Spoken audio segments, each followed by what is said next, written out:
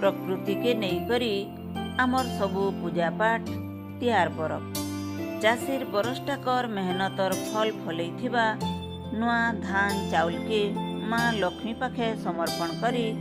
जेन्ता नुआखाई तिहार पालन कराहेसी हेन्ता फगुन पुनीर आगर दिन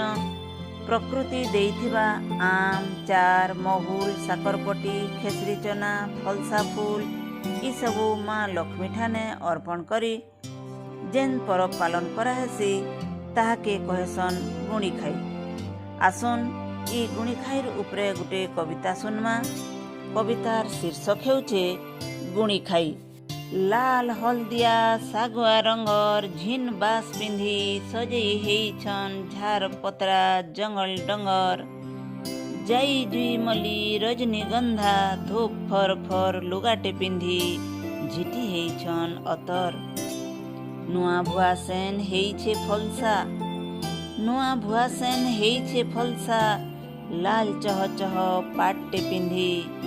डाहुक बजौछे दुलदुली बजा भौर फुकुछे मुहुरी फुले फुले नाचे प्रजापति गीत गाउछे कुइली बसंत रजा सजबाज हेई हली झुली करी बुली देखुछे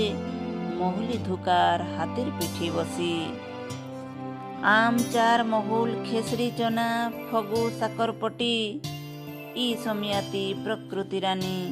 देइछे थाले पठी तोर दिया माँ तते देउछे तोर दिया तते देउछे बोली गो नाई देबु मते गाली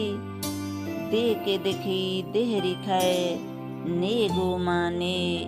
आयत करे गुणी खाई